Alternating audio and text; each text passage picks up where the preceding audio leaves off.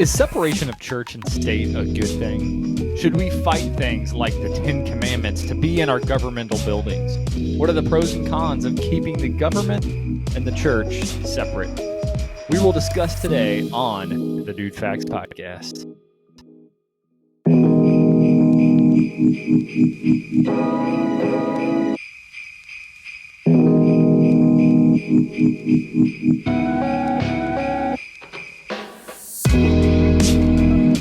Welcome to the DudeFax podcast. We're four guys that are united by a love for coffee, Jesus, and corny jokes.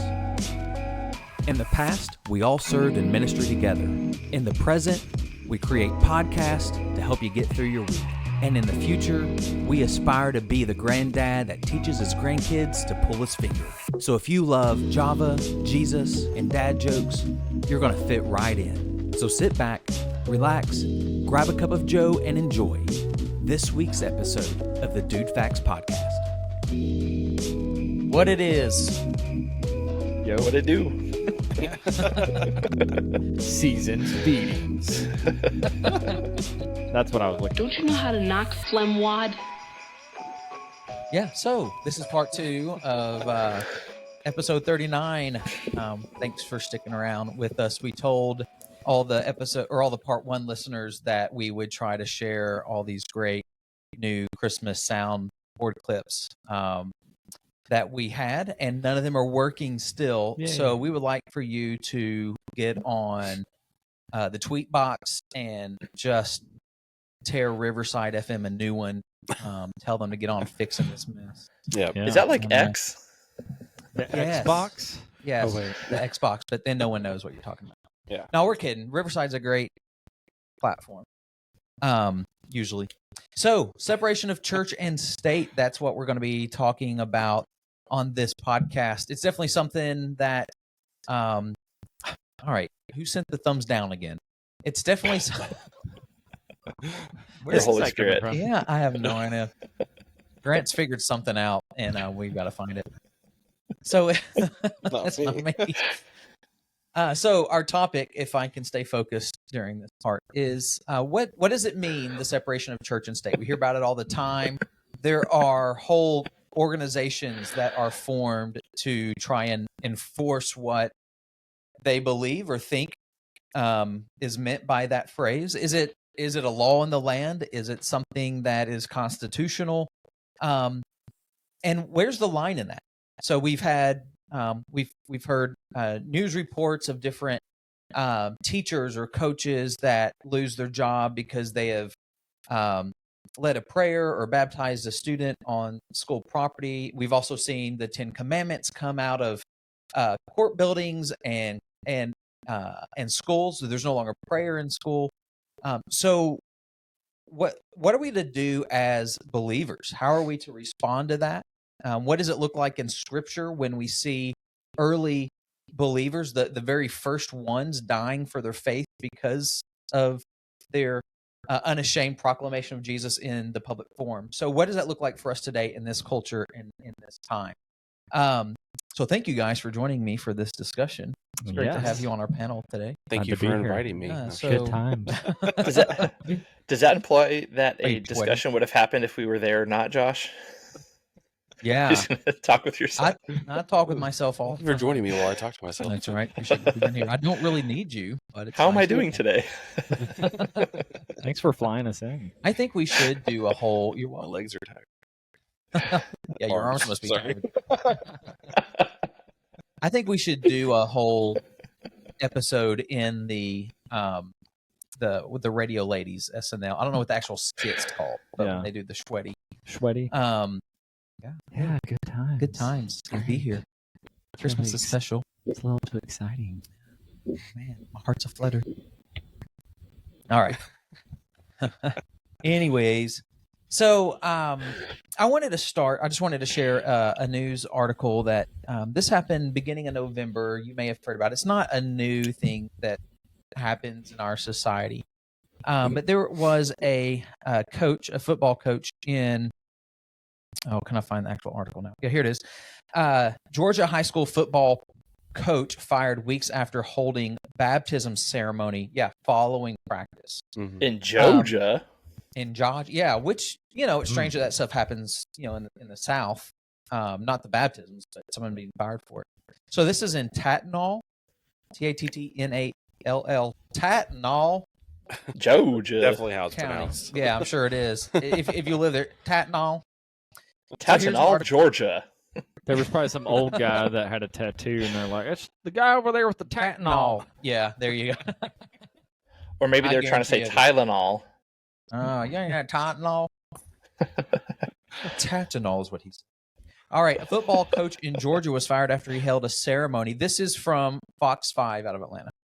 After he held a ceremony to baptize 20 of his players, Isaac Farrell will continue to teach in the Tatnall County School District. Superintendent Kristen Waters told Facts. DudeFax 28 Savannah. Fox 28 Savannah. So the Christian ceremony took place October 23rd Savannah. with local pastor Gary Few baptizing the players in tubs. Some people in the district were apparently upset that coach brought religion into athletics. Freedom from Religion Foundation, this is the FFRF, one of their attorneys wrote in a letter to Waters that Farrell, the coach, abused his power. The district must refrain from infusing its football program with religion, and Coach Farrell cannot be allowed to preach to student athletes or allow a local pastor to preach to and baptize students, he wrote. Farrell is now out of a coaching job. However, the decision was made because of an incident after a game November 3rd. So they're saying that the firing of him, at least in this article, from the school's perspective, was because of some other incident that occurred. The safety and security of our students is paramount to the school board. Based on the outcome of an investigation into an incident that occurred Friday night, November 3rd, while traveling after the football game, the district decided that it would seek a head football coach that aligned with the best interests of the students. So this article is not the most recent. This was November 17th, so a few weeks ago. And this isn't an isolated event. I think we hear of things like this all the time. So in this situation, a coach, after a football game or after a practice, had a pastor there, and something led to them deciding to baptize all these students. If you haven't seen the video, it's simply kid after kid after kid. They look like grown men, though. But these guys get into a tub that's not big enough for them. They actually have to hang their legs over, so it's not full immersion. It's kind of somewhere in the middle. But they dunk their heads, and every time a kid comes out, there's all this cheering for him. And so this somehow gets out there, and the Freedom from Religion Foundation hears about it. They begin to charge back against it, and they have an attorney. So what they do is when they think people are crossing this line, the separation of church and state, this organization goes to sue whatever person or entity or business or school board or government, whatever it is that's allowing what they think is a breach of that line to occur. So here's this guy lost his job ultimately because he allowed football players after a practice to be baptized on school property. I wonder what his record was, because I'd be curious if he was like a real successful coach, would this be a big deal? Or if he was not very good, if that was something that was a catalyst behind this. Because no doubt there's groups out there that are out there, but it almost makes me wonder, just knowing the importance of football, especially in the South. What's his record? 3-1. Parents. Yeah, it doesn't look very good. Let's see. Yeah, they were 2 and 1, 2, 3, 4, 5, 6, 7. Oh yeah, they played 10 games. They were 2 and 8. Ooh. And so they were probably already looking for reasons to nail this guy. The last game was the 31st or the 3rd of November. The game he got fired after, and the score was 31-9. Ooh. 3-1. Yeah. But the school that beat them was 12. Was 12-0. They were 12. Oh, they're 12-1 now. Wins with Judas. Yeah. So, Yeah. Sounds like an upset Christian whined to Fox News. That a what? Sounds like an upset Christian whined to Fox News. Uptight Christian? Upset. Oh, upset. Well, maybe uptight. Both. Yeah. So, do you guys have y'all heard of other instances like this where we're seeing like recent types of things? Or maybe you've seen something shut down that's maybe within a government purview, but it's a religious practice, or something occurs that shut down because of that. Do you remember that case about the lady who refused to give the day after pill at a pharmacy? Yeah. You know that? So, I think it went to the Supreme Court. The actual lady who refused to dispense the day after pill was actually a guest service volunteer at the church that we attended when we first moved here to Vancouver. She's the first person to welcome us and say hi. Wow. So there's that. And that was a private pharmacy. You were there or after? That happened before we got there. Okay. So it's in the middle of court hearings when we moved here. So how'd that end? But that was like a freedom of expression thing. I actually don't know, to be honest. I think it might still be ruled about. And the weird thing is that court case that involved the now Washington Commies football team, it actually wasn't their case at all. That was actually my friend Simon Tam versus the Portland Trademark Office and their lady not letting him register his name. But the ruling affected the Washington Commies. And he was part of my life group in our living room. So we need two people who had the Supreme Court cases in their names. It's crazy. Wow. So there's not much separation of church and state in your church. In my church, nope. Well, yeah, that's before the church merger. Yeah, I was sharing this story off air a minute ago, but right before I went to West Point as a chaplain, there was a service that met in one of the auditoriums in one of the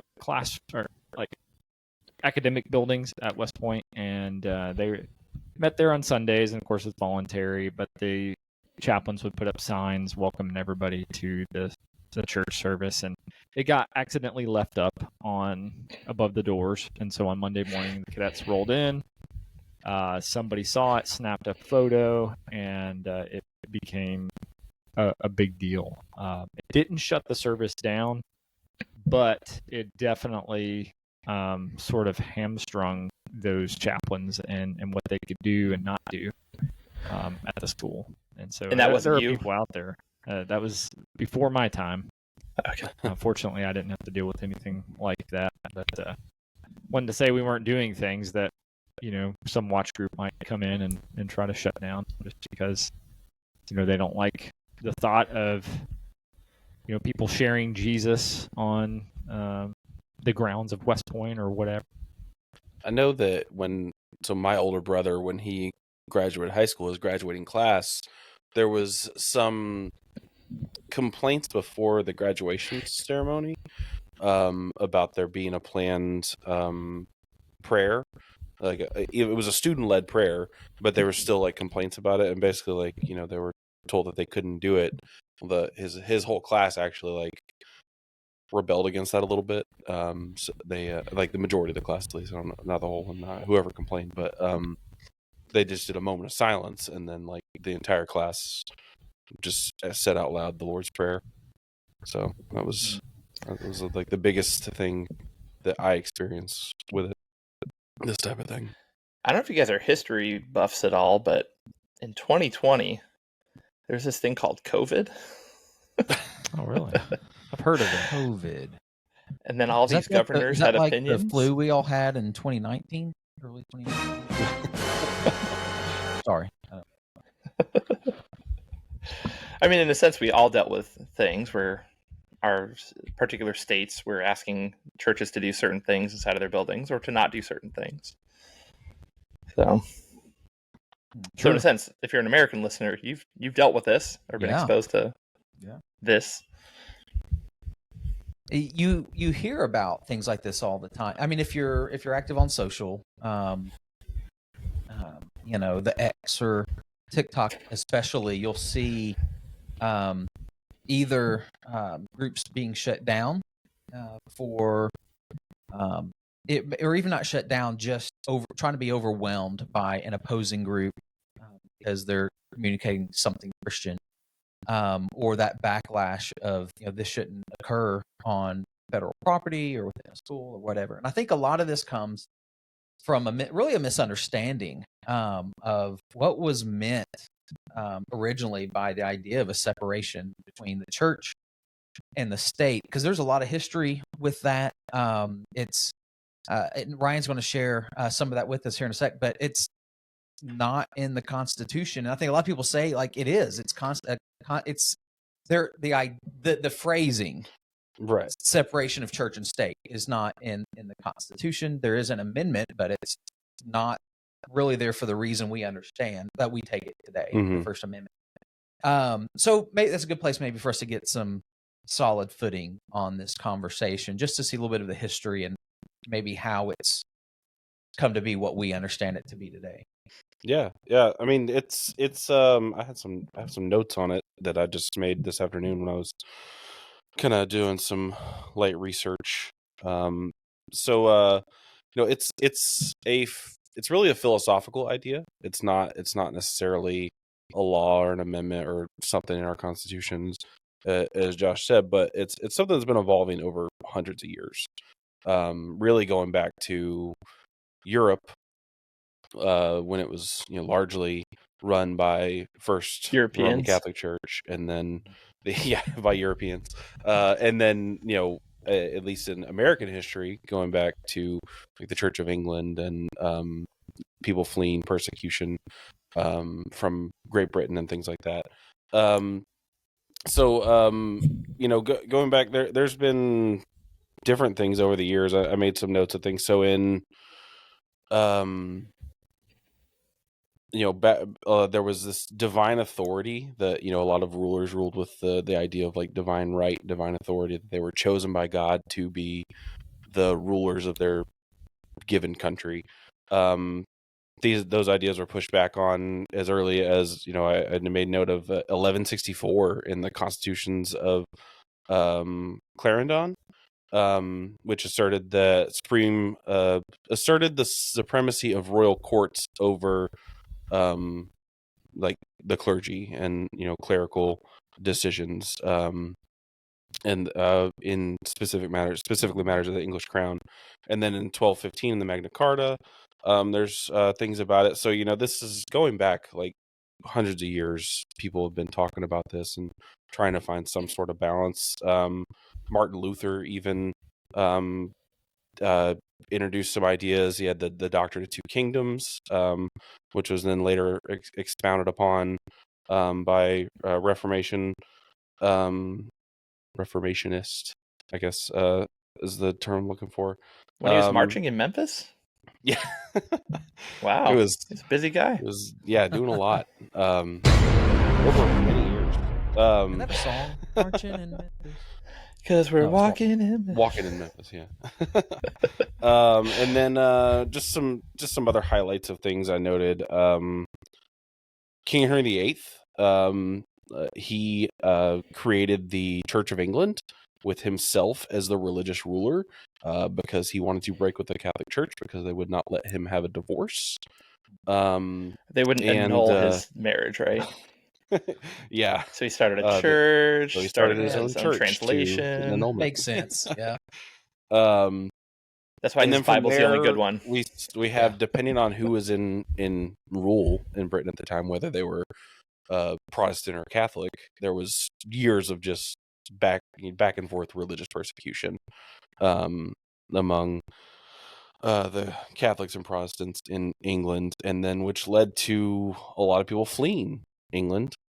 So a lot of people to North America, to the early United States colonies, and they were specifically fleeing religious persecution from the state church, the Church of England, because they were not they didn't align with the ideas of the Church of England. So we see that a lot, and so it really goes into, as Americans, it's really like I don't want to say bred in us, but it's a very big topic that our country was founded on, and so it's been around for a long time. So glad that's made which a is- reappearance on the podcast. Which is always interesting, because I think that portion of American history Christians like to latch onto, neglecting the fact that a lot of the pilgrim ships were funded by public businesses trying to thrive off the new world and all of its produce and their ideas of what we had in there's this many land. reasons that people came to America. It's That crazy. it's just one of many, but you're But right. American Christians latch onto that one. No, it's freedom of religion, right? And so brothels were brought here in the second generation. It's like we idealize this one. And if you look at early American history, God is all over the first generation's writings. By second generation, when they're starting to thrive, when they've scared the natives away from where they want to settle, and they can kind of like live without dying, like God almost entirely disappears from the second generation's literature. It's so cyclical. Yet we'll look back to that point in history and say, no, we need to get back to this. Get back to what? Well, and so and I'll jump to the Constitution. We mentioned the First Amendment is where people get this kind of idea comes from. People say it's in the Constitution. What they're talking about is the First Amendment, which I'll read the actual full text of, which is Congress shall make no law respecting an establishment of religion or prohibiting the free exercise thereof or abridging the freedom of speech or of the press or the right of people to peacefully assemble and petition the government and for a redress of grievances. And then that was later expounded upon by Thomas Jefferson, specifically where we get He wrapped it. the guy from Hamilton. Yep. But he Love that movie. Thomas Jefferson is where we get the phrase the separation of church and state, where he says he's in his Separation. I had a note here. Separation. Church and state. But He was writing. here we go. Yeah, so in church, wasn't letter to the Danbury Baptist Association in 1802, Jefferson writes, believing with you that religion is a matter that lies solely between man and his God, that he owes account to none other for his faith or his worship, that the legitimate powers of government reach actions only and not opinions. I contemplate with sovereign reverence the act that the whole American people which declared that their legislature should make no law respecting an establishment of religion or prohibiting the free exercise thereof, quoting the First Amendment, thus building a wall of separation between church and state. So that's where that phrase comes from. Building the wall. Yeah, a wall. That's all Trump wants to do. It is all cyclical. See, It is. This all comes around. and I couldn't help but think, as you were saying, what you're saying, Grant, that politics has not changed. No. The fact that Christians are latching on to, that whole idea that we are founded on religious freedom is similar to, Trump during the last election going into church and quoting 2 Corinthians. Goodness. Well, It's like, I'm a Christian. Hey, guys. But then all the Christian pastors who support Trump trying to say, no, that's an acceptable way of how people say it. Well, and that's something, I don't know if you were planning on getting there, Ryan, but I was thinking about the Johnson Amendment, which is the amendment. It's a provision in the U.S. tax code since 1954 that prohibits all 501c3s or nonprofit organizations like churches from endorsing or opposing political candidates. Yeah. So one of the most interesting things that Trump actually did is he didn't repeal that. So what that prohibited was a pastor from his platform saying vote for this guy. saying vote for this guy or don't vote for this guy. You were not allowed to do that as a non-for-profit organization in the U.S. But Donald Trump did sign an executive order essentially limiting he signed, a presidential executive order promoting free speech and religious liberty. It does not repeal the Johnson Amendment, nor does it allow ministers to endorse from the pulpit, wink, wink. However, it does halt the enforcement. Let me step 2 feet. It delayed the enforcement of consequences for those that disobeyed the Johnson Amendment. So essentially, it repealed consequences of it, which then you have certain churches, certain large churches, then endorsing him. Yeah. Sorry. Where 2 of the 4 of us went to seminary near in that state, right? Yeah. Hey, not my Yeah. state. So it's an interesting world for Christians to get lost in and find all of their hope and identity in. Yep. Unfortunately. Yeah. And I did want to make one last note that our current political understanding of separation of church and state really stems back to this specific court case, which is Everson versus Board of Education in 1947. That was where the First Amendment was expounded upon, and they leaned heavily on Thomas Jefferson's letter and talking about separation of His church and wall. state. So that's where it kind of like came into like our modern lexicon, and people really harping on that specific phrase. This is also where I read it earlier. I'm not sure if I could find it again. This is, I believe, where the phrase hedge of protection came in. Does it? When we prayed? Seriously? Because the That's actually funny. the guy, one of the pastors, I think it was a pastor that maybe started that church in Rhode Island. They were writing back and forth, and it may even be repeated in Thomas Jefferson's letter, but that pastor used the phrasing like we need a hedge of protection from the government. So it's believed that that's probably that idea of where hedge. Why? What was So his instead of church a wall, doing? it's a hedge. It's a hedge. Yeah. Okay. Yeah. Do what, Grant? What was his church doing that they needed protection from the government? Yeah, Yeah, we've seen what some churches do. So what you're saying is Trump, instead of trying to build a wall, should have been trying to He plant should have hedges. put a hedgerow That's in. right. Gotcha. Okay. Yeah. They would have been. That's fine. Hedges are right there. dangerous. Yeah. And I think we should say that this is a good thing, because there are Christians out there, I've had these conversations, that automatically see separation of church and state as a bad thing, something that is bad for the church, is bad for the faith, and Because they want the church in the state. yeah, they want the 10 Commandments inside the Capitol building or in schools or whatever, and say, now that it's been removed, that's when everything's gone to pot or whatever.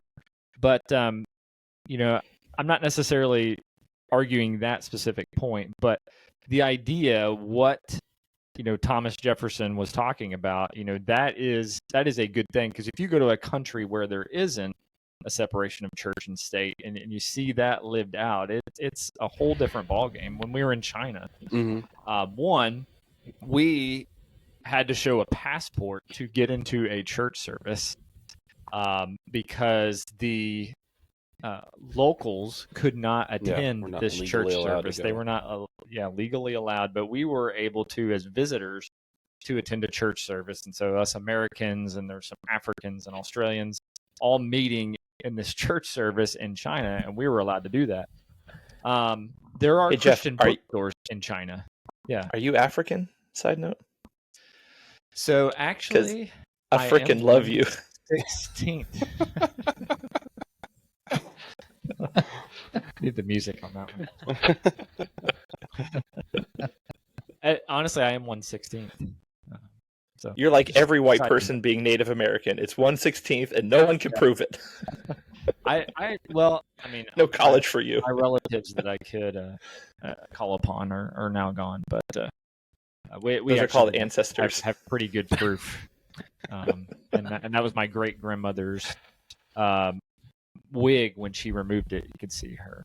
You Passport. could see the heritage very clearly. But anyway, I digress. Heritage. Heritage. That was good. But so there's Christian bookstores in China, but they, and there's churches in China, but they are monitored by the government. State-sponsored. And so there are things they can't say from the pulpit, in terms of things that they believe, scriptural things, truth that they cannot speak, if it opposes or gives the impression of opposing the government. And so it's similar to being a chaplain in the Army, because, we have to toe this line of one being true to the Constitution and respecting the establishment of religion, but also allowing all soldiers and family members to worship as they see fit and not imposing upon that. And so, in a way, we can preach in our respective Protestant Catholic services what we believe to be true. There's nothing guarding that. But if we're to pray publicly, which we have a lot of public prayers in the Army, sometimes we have to take things into context and be careful with how we pray, which is an interesting line to toe. And I don't think we want to do that in our churches.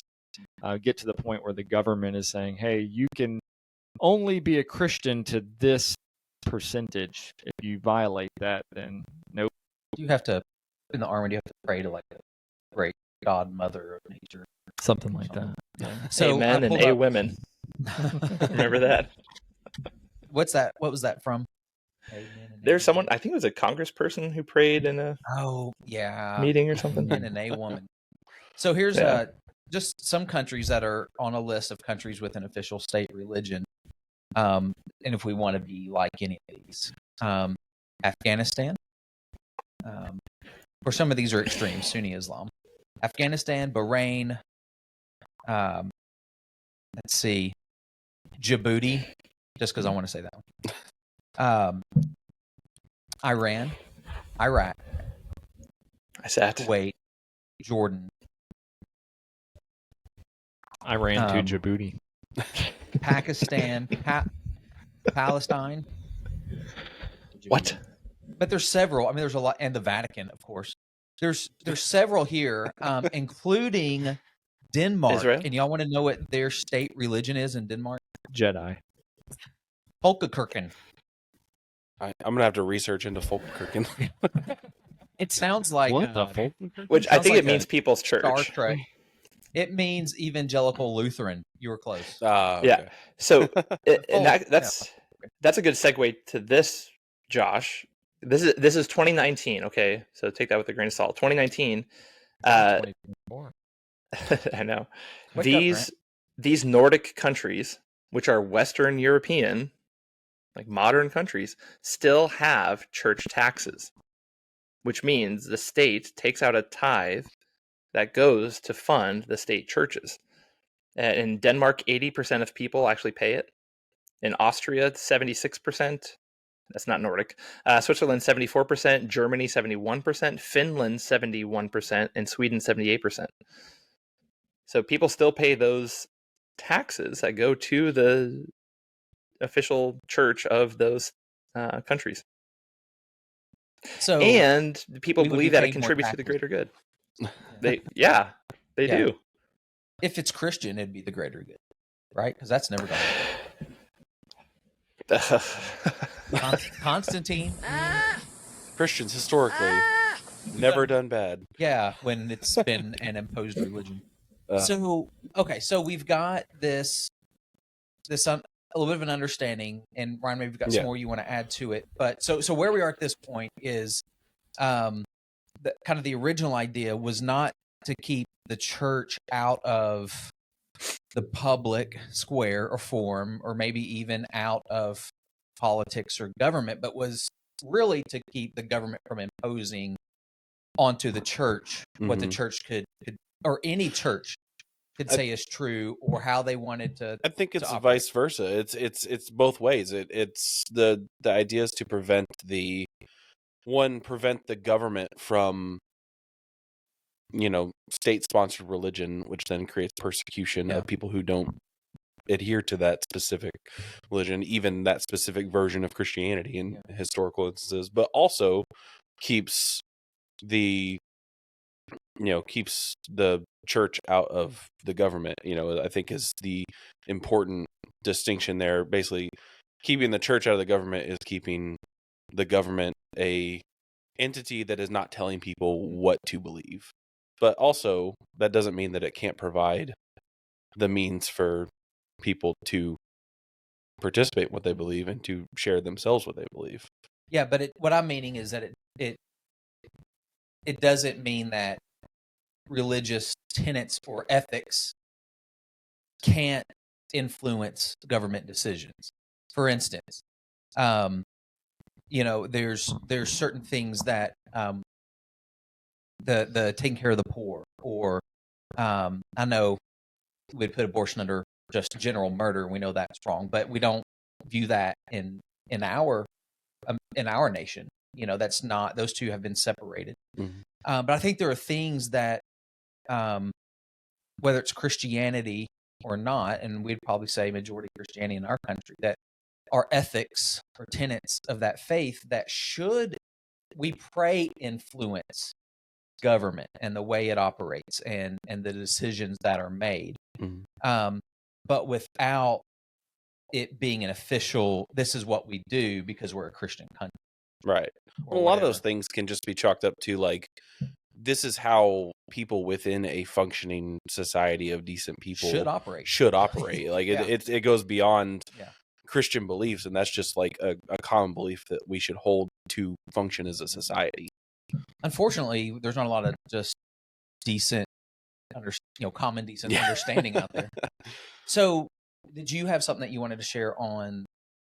No, the only other thing I wanted to share was that, talking about Thomas Jefferson and his, coining the phrase separation of church and state. And I think he leaned a lot on the specific philosopher John Locke, who kind of is credited often with kind of, Who's the guy on Lost? Really, yeah. I thought he's in Mission Impossible. But he's credited often with kind of creating the concept of separating church and state, even though as I talked earlier, it goes back even before him. But he specifically talked about how he argued that the government lacked authority in the realm of individual conscience. So basically, his idea was that the government doesn't have the authority to tell someone what they can and can't believe, which I agree with, and I think Thomas Jefferson was harping on that same thing. Yeah, and it blurs the lines. I mean, if we're going to combine the two, it's going to blur the lines, and as a person of faith, I don't want that. Obviously, I mean, I don't want my faith to be confused with a political party. And I think sadly we see that because there is some blurring of the lines, even though we say separation of church and state. And, and I think we as Christians kind of invite that more on the fact that we have tried to put the state into our churches more than, the government has tried to pull in, obviously religion. And part of this goes back to preaching politics from the pulpit. And it's not so much that, all pastors are doing this. I mean, there are some out there. We know the Greg Locke. I don't know if he's a descendant of John Locke. I hope. John Locke thinks very differently than his ancestor, if that's Something the case. went down.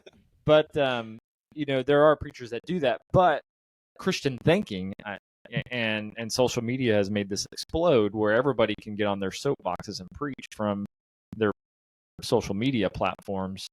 The lines have been blurred to confuse the words of Christ with the words of Republicans or Democrats or whoever. And that's the danger we run. And I think this was a good thing set in place, that there should be a separation, but I think we have sort of muddied the waters too much. So let's take that step then. And I think we'd all kind of believe that and agree that it's a good thing in how it was meant originally. And we need to be thankful for that First Amendment, and we need to fight to protect it. The last thing we want is for the government to say, well, your Christianity is limited, or it's no longer Christianity. We are whatever country. And so what does it look like, though, today? Because I think the majority, and this is how we started our conversation, it seems like that idea of the separation in church and state is what is thrown out there a lot to justify suing people like this coach, or removing teachers, or I don't know, wherever you want to go. It seems like it's the school is the front lines of a lot of this. What does that have to do with this idea of separation of church and state? Is it justified? I think there's a huge missed opportunity for believers, if they truly love Jesus, to make it an us versus them issue. Because personally, the people that I know that are very um, big on separation of church and state, meaning they want their church in the state, but they want the state out of their church, and they want the Ten Commandments in schools. They want the pastors praying on the field. It's like almost stick it to the man type attitude that they have, and you see very little interaction with them and their government. I think it's really interesting, especially if you look at Paul and who he interacts with in the book of Acts. Like, quite a few of the people he's actually interacting with are government employees or officials, and you're seeing people come to Jesus largely because of, and a lot of times because of these interactions that Paul has with government officials. And then I think about even Jesus with, I talk about him a lot, Nicodemus. We think, oh, he's just this weird religious guy. But Israel was a two-party system. The Sadducees and the Pharisees comprising their state government that was allowed by an occupying government from Rome. And Nicodemus comes to Jesus at night, and Jesus is like, man, you don't get it. You need to be born again. Like, this is not working. Like, clearly your hope is in this wrong, broken system. But Jesus doesn't dismiss him at any point. He engages with him. And Jesus never dismisses government at all. He says that his kingdom is now. It's not to come. It's now. And that's something that even his own disciples misunderstood what that meant. And then Jesus has some very shocking teachings, even about those occupying rulers. Jesus says, even if a soldier comes to you, asks you to carry their coat for 1 mile, what does he say? Take it 2? Or I'm sure Jesus used kilometers because, he's classier than we are Americans. Strata or something. Yeah. But Jesus never dismissed, like, give to Caesar what's Caesar's and give to God what's God's. Like, he doesn't dismiss state as a lot of Christians might prefer. Those are the enemy. They're the bad guys. They're the ones oppressing us. No, Jesus seemed to be on mission for every person. And it seems like he had pretty positive interactions, turning people toward Jesus, whoever they were. Paul did the same thing. I think it's really, really interesting. Would Jesus tell a football coach not to baptize students at Jerusalem High School?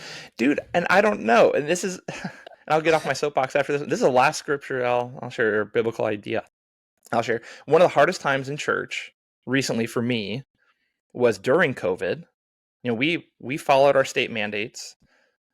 We stopped services in person in March, like a lot of churches in Washington did. We resumed then at the end of June, beginning of July of 2020, with social distancing. I don't care how much hate I get on social media for this. We wore masks. We asked people to wear masks if they felt so inclined.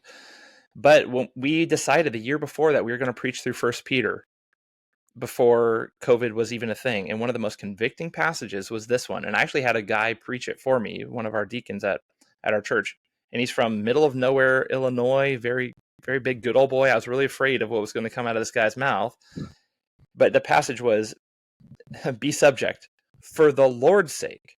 So not for my sake and not for your sake. Be subject, which means put ourselves under these people for the Lord's sake to every human institution, whether it be the emperor as supreme or the governors sent by him to punish those who do evil and to praise those who do good. For this is the will of God, that by doing good you should put to silence the ignorance of foolish people. I just think that's incredibly challenging. For the Lord's sake, not for my sake, not for my reasoning, not for my preferences and the ways that I feel like I should be free to worship. So for me, it was a worshipful experience to wear a mask, because I was obeying God by wearing one because my governor said I should probably wear one. And I actually knew people who symbolically, no one knew, they shared with me, but they took the principle of, if a guy asks you to go 1 mile, go 2. And they actually wore 2 masks until the mandates were lifted, just to think, like, I'm serving the Lord. He's in control. He's God. I'm not. It's not about my freedom. It's not about my preferences. I don't know. I just found that very interesting and challenging. It is. And then balancing that out with Acts 4, where you've got Peter and John, and the ruling party of the day there says, can't talk about Jesus anymore. And they say, verse 19, but Peter and John answered them, whether it is right in the sight of God to listen to you rather than to God, you must judge, for we cannot but speak of what we have seen and heard. So I think there's a very But let's be clear, there was no law about not preaching Jesus at that time. no, exactly. And there's not a law about it today. Right. But I think that the fascinating part of that story with the football player, though, is like we rented a school, the church plant here in downtown Washington, and that surprised a lot of people that we use a public building for our church services. But something that magically happens if you have a contract and your own insurance is a church magically becomes a place that is not a place of public accommodation. And a completely different set of laws apply to a place that's not considered a public place of accommodation.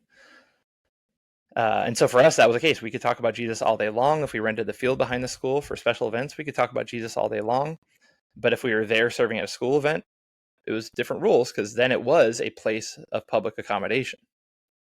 Yes, it is. Yes, I get what you're saying, but where do we then draw the line as believers? And I'm not trying to argue one way or the other, but where then is a teacher or a coach like this, like how far are they able to go, or should they? I think that it's important to note that people who are teachers or politicians or whatever, people who are agents of the government in some way, they're a public servant of some kind, they still have the right and are allowed to have their own personal beliefs and to share them. I think the line really comes to, like, are they acting in capacity as that public servant at the time? Because I feel like that specific story about the football player or about the football coach, that was after practice. This was a voluntary thing. This was just something he was doing for a group. I don't feel like at that point in time, he was like, I've clocked out. This is personal time now. And that was the equivalent of using a church using a school public auditorium for their services or something like that. I think there's definitely a line that needs to be drawn, but I think it gets pushed farther than it should, oftentimes, like in this situation that we're specifically referencing. I think it's about being strategic too. Like, there's a reason we pray for wisdom, and I think there's a reason why. Obviously, God enacted these things. Christ taught these things. It's because Christ was smart. I mean, he knows, and we, in the case of this coach, I mean, he's in a position where he knows that I have great influence over these young men, and I can use that for the kingdom. Absolutely, and you should do that. But I also need to be strategic because I could be removed out of that, and I think lose that platform altogether. Absolutely, it's like the missionary in a persecuted country or China or whatever, saying, "Yeah, I want to go and I want to be bold and I want to share the gospel. Hey, I'm going to stand on the street corner and just shout it out." That's great and all that you're being bold for a day. But, yeah, are you going to get arrested or deported, and then the ministry altogether is wiped out? And so you have to be strategic. And I even see that in my role. It's, I would, I'm praying in Jesus' name. I know when I pray, I'm praying. I know who I'm praying to, but I'm in this public ceremony where there's people of all faiths. Am I going to die on this hill and possibly lose this ministry that God's called me to because of this? No, absolutely not. There's more important kingdom work at hand. And so I think we have to balance that. And I think in some cases, there may be people that are called to sort of buck that system for a specific reason. But I think more often than not, it's about doing what that scripture says. We are subject for the Lord's sake, and waiting on God, and trusting that whatever context we're in, God will use that, and we'll have more opportunities to pour into people. And you look at a guy like Daniel and his story. Now it's a little bit different, but Daniel had great influence and great position, and there was a law made that he couldn't pray to God anymore, and he was like, no, I'm still going to do it anyway, and he did it. But we know the end of that story, and we know obviously that God used that in a mighty way to, ultimately show the king his that he is the true God, and proclaim that widespread. So there will be times, I think, when God calls us to sort of be bold and to step out and maybe to put our job on the line or whatever. But I think a lot of times it's about being submissive. It's about being wise and being strategic. And I think that's why these things are taught in Scripture. So we're strategic so that we can really be able to share the gospel most effectively in these contexts. Well, and something I wanted to pull out of that that situation with Peter and John was, sorry, I got to talk to the mic. One thing I wanted to pull out of that situation with Peter and John was their response was, should we do what you're telling us to do or what God has called us to do? And that's kind of what you were mentioning. If you feel like it's something God's put you in a situation to really speak out, or if he's called you to do that, you better do it. And whatever the ramifications are, the consequences, you got to trust him with that. And that's, I don't know if we can perfectly apply that into Peter and John's situation, but they verbalized God's called us to talk about Jesus. And so in their situation, in their time, they didn't pay any attention to the government. In Daniel's situation, it's like you can't pray to anybody but the king. And so I think there may even be those opportunities, and probably more and more. I'm not saying we are in the end times right now, but as we get to that, there's going to be those opportunities put before us, where if we want to be able to survive or live or whatever, are we going to bow to something false, or are we going to stay committed to what's true? Mark of the beast. The mark of the beast. It's going to be, which is funny. There's a meme I read this morning. It said Christians, when they're facing any kind of slightest inconvenience, and it was, we're in the end times. Antichrist. Well, if you got the vaccine, you already have the mark of the beast. Or So, you have an iPhone. apparently, I got Sign me up. I got double mark of the beast. I'm in the Nikolai army, baby. Yeah. Well, but okay, but here's this challenging setting here. So I'm in a very liberal part of our country. Elon Musk, on his last time at the Joe Rogan show, he said that the two most liberal places in the United States, number one by far for him was Berkeley, California. Number two was Portland, Oregon. And I know this only because I have friends who are pastors in Portland trying to build or renovate their churches. And they're not, like, supposedly, I haven't verified, please fact check me on the internet, people. But supposedly a new church building permit has not been issued in the city of Portland proper, for over 20 years to build a new church. And what was really challenging about that is the pastor shared with me, and it has really made me rethink.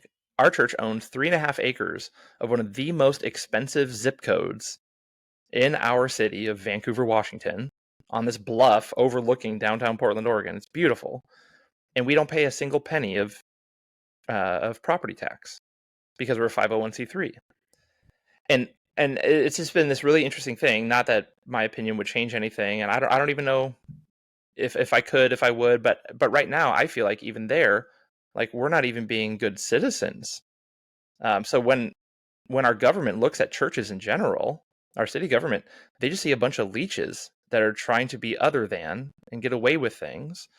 There were stories. One of the earliest stories during COVID was a church in Seattle that refused to, social distance and wear masks, and their choir gave like everyone COVID and just spread it around because they're singing so loudly. But I just think, like, how, for the sake of the gospel, how can I build more bridges and more opportunities to share with people that they might actually respond, and not just argue my opinion loudly for the sake of feeling right in an argument where no one changes their attitude toward Christ or toward his people? Like, what builds more bridges? I think that's an interesting part of the conversation that a lot of people are missing, because it's so me versus them. I'm the church because I'm a Christian, and that's the state because the Lord knows what they're teaching my kids. And I think too, the that specific situation, Grant, a church in a very expensive zip code taking up a lot of real estate, not paying any taxes. So not the essentially, And it's taxes, expensive out here when in the used West, correctly, man. are supposed to go back into the community. That's what taxes are for. They're not putting that. That's not going back to the community. Is the church making up for that by putting back into the community themselves? Because that's Well, what the church really needs to be doing. and And I think that's probably where, not. yeah, exactly. That's For where most, we right? need to, like, that's the conviction we need to have, is like, hey, we have, like, we're getting this, and specifically with tax laws, if you're getting this tax break, like, hey, we need to take that break that we're getting and we need to put that back into people in our community, in our local community. But instead, most churches upgrade sound systems and get bigger staffs, and Yeah. like, I don't know. I'm torn because right behind our church, Crap for their youth. yeah, pizzas. Yeah, not spending any money there. No, Little Caesars, that's Yeah. giving back to the community. $5 a Get back pizza. to something. Yeah. In our location too, it's crazy. We have some of the most expensive houses on this bluff in our whole city, but immediately behind the church is this neighborhood that is able to be fully subsidized. It's a Section 8 housing neighborhood that's actually really nice. You wouldn't know it if you didn't know. That has so much of our city's resources going to it all the time. And then there's our church, who's tax exempt. We actually closed the soup kitchen because it was underutilized, because the one behind us was way better. No one in the neighborhood participated, so that was one of the things I had to help kill when I came in, when our church merged.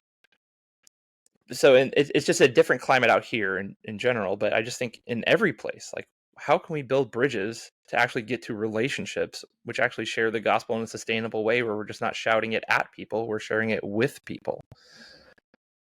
I think everybody's, I think, right on with Yeah. all that. And then the counter to that is also, you have freedom to practice your faith. You have to be definitely wise and discerning, as Jeff was saying, strategic in that.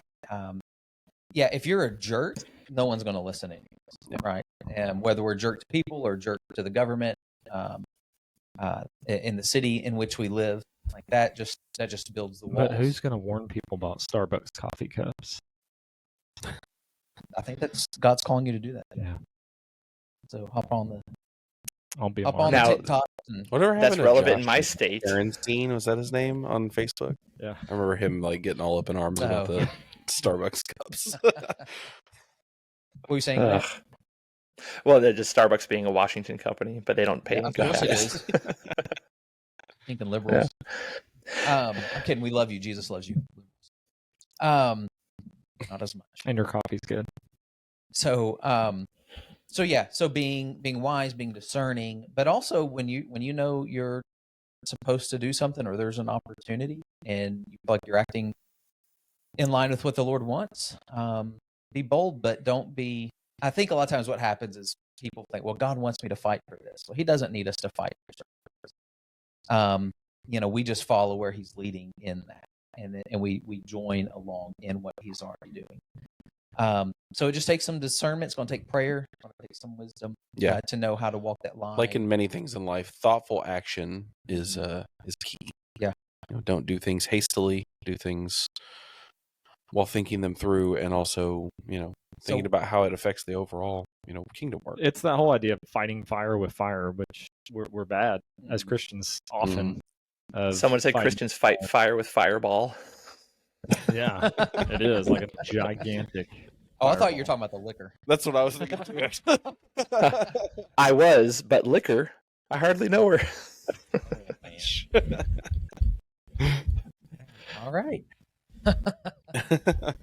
So I figured we need to wrap up here, but the idea of thoughtful action, we can add that to the list of things like decent humanity Yeah, that no, we should probably develop. definitely. Thoughtful action could be had a lot in our country, just Yeah. as a whole. Probably could.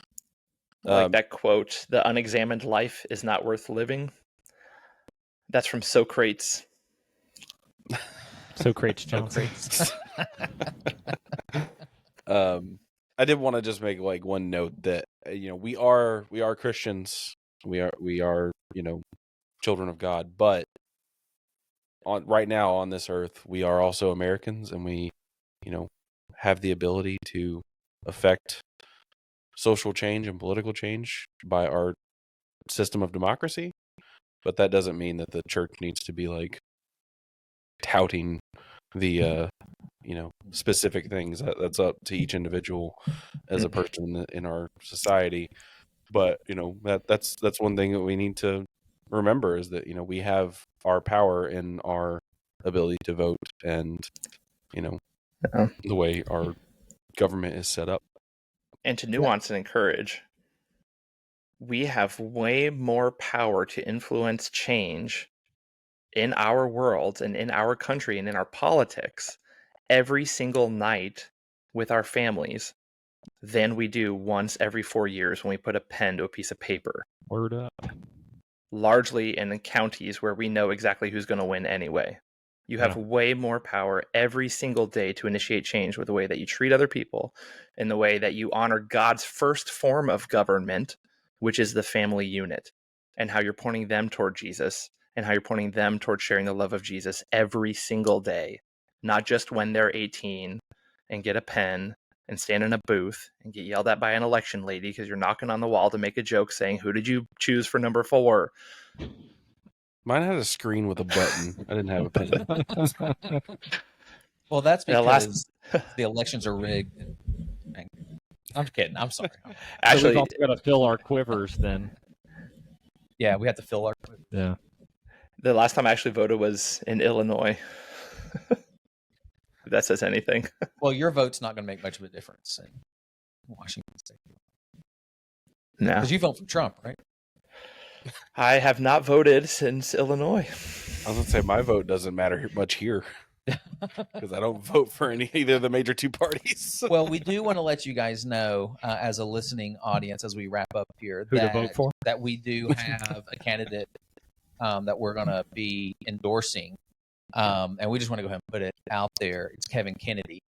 I thought it was Whitey Bulger. Got you covered. No, Whitey Bulger's the running mate. What's he running for? Oh, okay. Yeah. So when it comes to election time next year, just write Kevin Kennedy. And we know he's running on the platform of TikTok, right? Yeah. Yeah. That's can his check entire out platform. 1.6 Check his platform million is TikTok. followers. Yeah. Kev, would you please mention us on your... Just once. I noticed on the way home tonight that his billboard changed to 1.6 million. Oh, It was 1.3. So it's kind of like the So he updated it. Billions and billions served. About it. Welcome. All right, so it was good stuff. As always, thanks so I'd much. vote for Kennedy and Bulger. That's a good tip. Bulger. Vote for the actual Whitey Bulger, the one, the criminal. What platform would he run? Probably pretty similar to some of the ones we see. Yeah. Kev's got covered though. Got the Bulger covered. Hopefully with pants.